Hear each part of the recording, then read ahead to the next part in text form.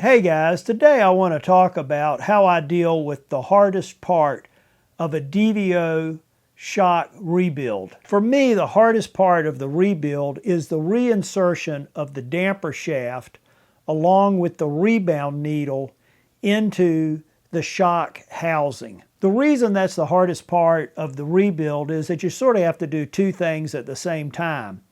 As the shaft is screwed into the housing, you have to maintain inside the shaft the rebound needle with those two little white washers attached. Now the main problem here is that those two little white washers can fall off of the rebound needle as you're inserting it and get jammed in there such that they bind up the rebound needle and or get caught inside where the fluid is supposed to flow inside that shaft.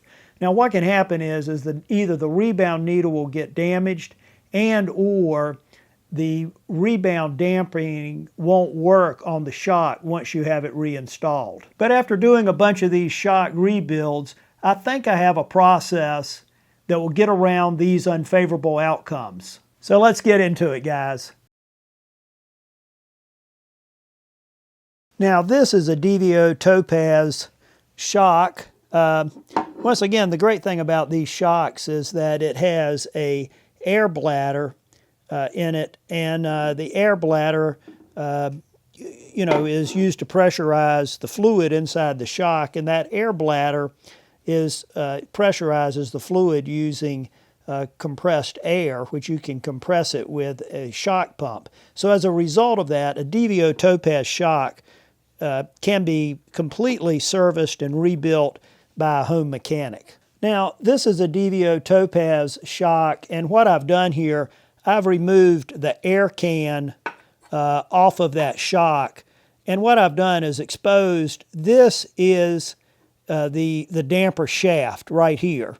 And putting this back in when you're rebuilding it is the part I want to focus on today. Now, this is the DVO shock further disassembled, and I'm not showing all the pieces here. I'm just showing the pieces I want to focus on in this video. This is the housing. This is the rebound needle. This is the damper shaft, and on the shaft, I've partially assembled it just to speed up this video. And right here, these two little white things are the things that cause all the problem. These are the white washers that are going to go on the end of this rebound needle. Up above is a 1/8 dowel, and that dowel is what I use to give me a more foolproof assembly method.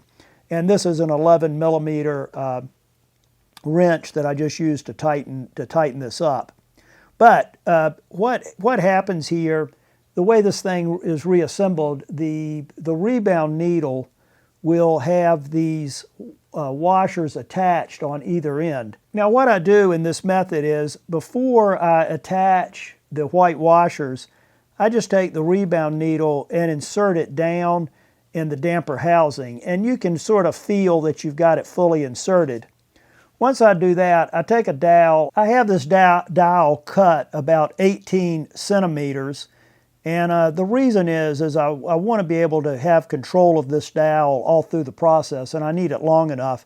And I also have a marking on the dowel. One end of the dowel is flat, the other end is pointed. I've pointed it up with a pencil sharpener.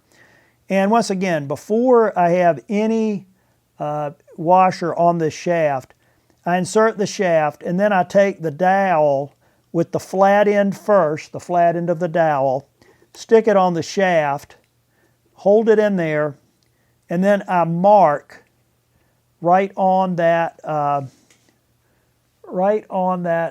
dowel where it'll be the very top of the rebound needle.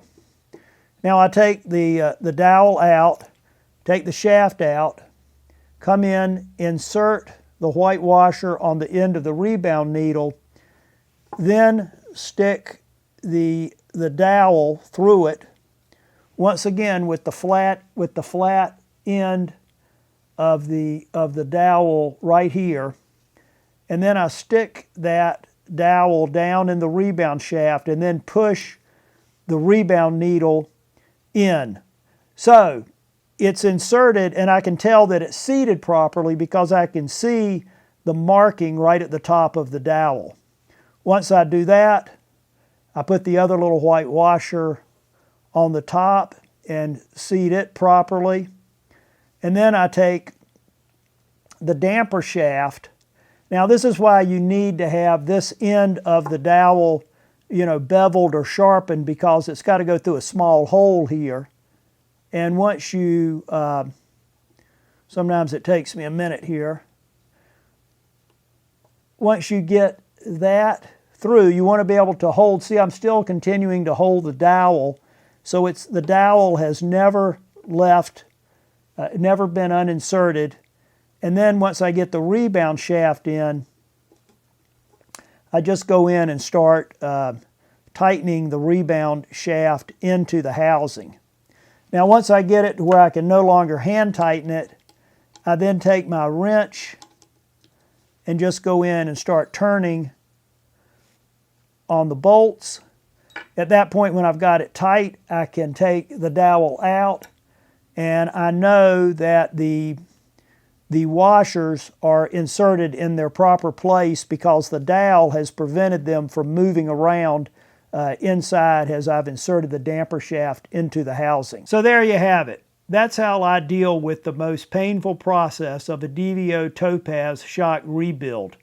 I hope I've given you guys something to think about, and I'll see you at the top.